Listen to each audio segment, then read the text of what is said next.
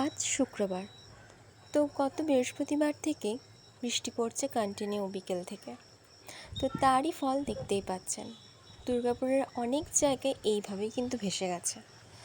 তো এটা দেখাচ্ছি আমি মেন গেটের তামলা ব্রিজের অবস্থা। এমনকি শুধু মেন গেট কেন, বাকি দুর্গাপুরের অনেক জায়গায় জলমগ্ন হয়ে গেছে। তো দেখুন কীভাবে জলের স্রোত আর কীভাবে বাড়িগুলো ডুবে গেছে। কত কত মানুষের কত জিনিস, বাড়ির জিনিস নষ্ট হয়েছে, কত মানুষের কত রকম অসুবিধা হয়েছে। তো এটা কাল বিকেল থেকে কন্টিনিউ এক নাগাড়ে বৃষ্টি হওয়ার ফলই হচ্ছে এটা। তো যেহেতু নদীগুলো আজকালকার আমাদের সংস্কার হচ্ছে না, নদী সাইডে প্রচুর পরিমাণে বাড়ি করা হচ্ছে, জল যাওয়ার রাস্তা পাচ্ছে না, সেই জন্যে কিন্তু এই অবস্থা। তো এতদিন অবধি আমরা দেখেছি ব্রিজে এখানে তো জল জমতোই, কিন্তু বাড়ির পাড়াতে আমাদের জল ঢুকতো না। বাট এখন দেখছি আমাদের বাড়ির সামনে অবধি জল ঢুকে গেছে। তো এই ফার্স্ট টাইমই এটা এরকম হলো। তো ভাবলাম চলুন এটাও আপনাদের সাথে শেয়ার করা যাক।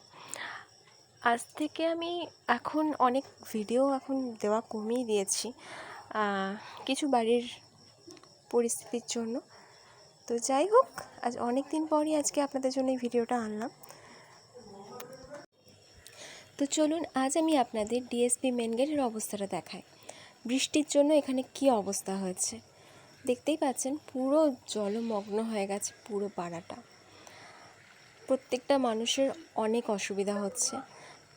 তো ছোট বাচ্চা থেকে শুরু করে গরু ছাগল সবারই বাড়িতে দরকারি জিনিসপত্র, কাগজপত্র, খাবার দাবার সমস্ত নষ্ট হয়ে গেছে। দেখুন কতটা পরিমাণে জল এখানে রয়েছে। আর কোথায় কোথায় এরকম হয়েছে প্লিজ কমেন্টে জানাবেন। তো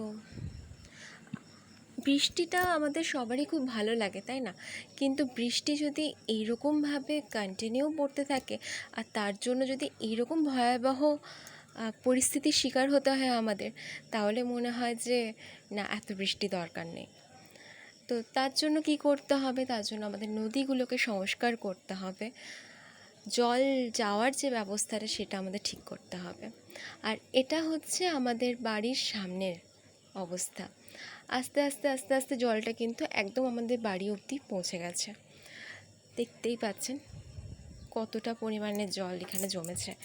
তো পেছন দিকে আমাদের নিচের পুরো জল আমাদের বাড়ি অবধি ঢুকেও গেছে।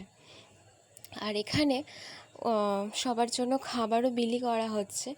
ওই যে ওখানে দেখতে পাচ্ছেন ছাতা নিয়ে সমস্ত লোকজনরা দাঁড়িয়ে আছে, ওখানে বিস্কুট, কলা, আম, খাবার দাবার সবাইকে বিলি করা হচ্ছে।